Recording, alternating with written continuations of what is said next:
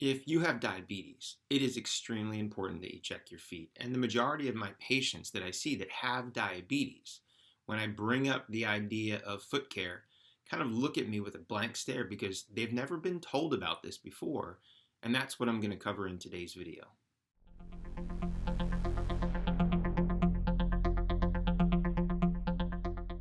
Hello and welcome back. I'm Adam Rosen and thanks again for watching. If you have not already subscribed, please subscribe. And if you enjoy this content, give me a thumbs up, like button. It really helps people like you find content like this. But for many of you that may have watched my videos, you might see that I'm sort of going off script today. I'm not talking about knee replacement. I'm not talking about hip replacement. I'm talking about diabetes and specifically diabetic foot care. Now, there's 37 million Americans, that's 11% of the United States population, that carry a diagnosis of diabetes mellitus. And it's a big deal because in 2017, the US spent $327 billion, billion with a B. That's a lot of money on healthcare because of diabetes. And what a lot of patients may not be aware of is that diabetes is one of the leading causes of kidney disease, blindness, and amputation. And as an orthopedic surgeon, and most orthopedic surgeons that I know, we really hate doing amputations, toe and foot amputations, due to infections because of diabetic foot ulcers. And when I talk to these patients, more often than not, they always tell me, I wish somebody would have told me how important it was to check my feet because it might have prevented them losing a toe or losing a portion of their feet. So in today's video, I'm going to give you 7 tips plus a bonus tip on foot care for diabetes, so stick around. So tip number 1 is to know your hemoglobin A1C. This is a question that I have in my intake form for new patients. And if a patient has diabetes and they don't know what their A1C is or even what an A1C was, we have a long discussion. Now, an A1C is basically an average of what your sugars have been over the past few months. Now, if you've had random sugars done on just what's called a chemistry and you have 3 sugar elevations, your doctor should be checking a hemoglobin A1C. This average comes out into a percentage and it should be less than 5.7 if you're normal. If you have prediabetes, that number is going to range between 5.7 and 6.4. And if it's over 6.4, you technically have diabetes, but you want to keep it under 7 because in our world, we know that patients that have diabetes have higher risks of complications such as infection.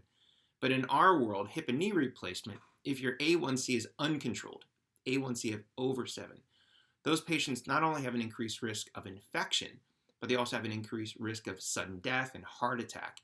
And if you have these high A1Cs, the sugars are consistently high, this causes end organ damage. And this is the reason why diabetics, especially uncontrolled diabetics, wind up with blindness, kidney failure, and neuropathy, which can lead to diabetic foot ulcers.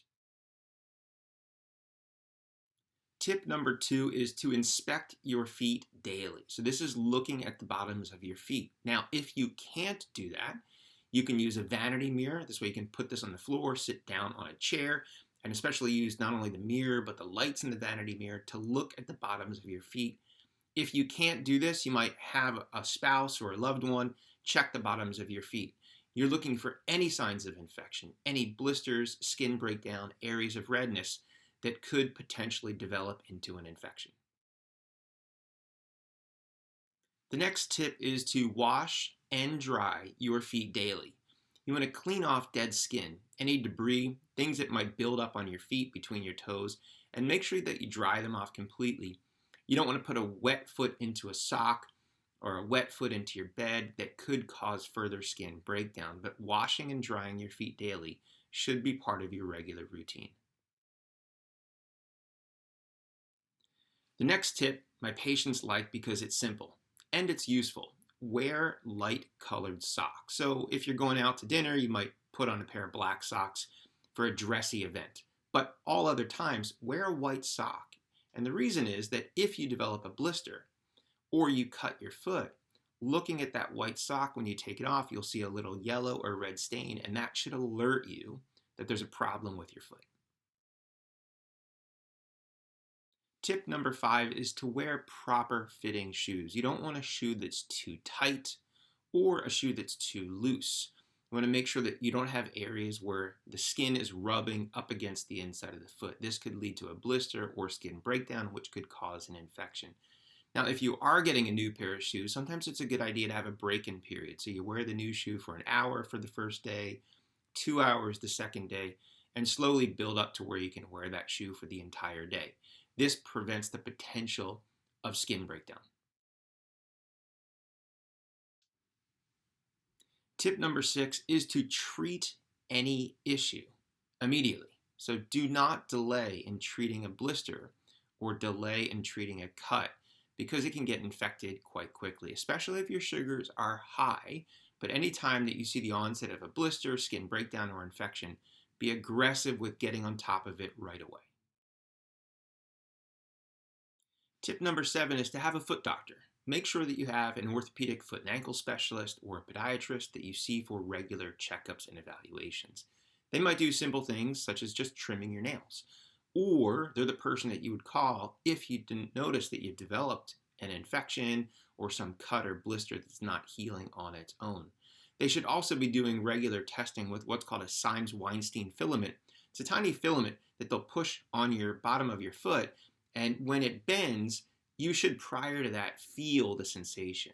If you don't feel that filament as they push it on the bottom of your feet, it's a sign that you've developed neuropathy, and then the risk of skin breakdown and other problems is much higher. Now, this bonus tip is to get an eye doctor.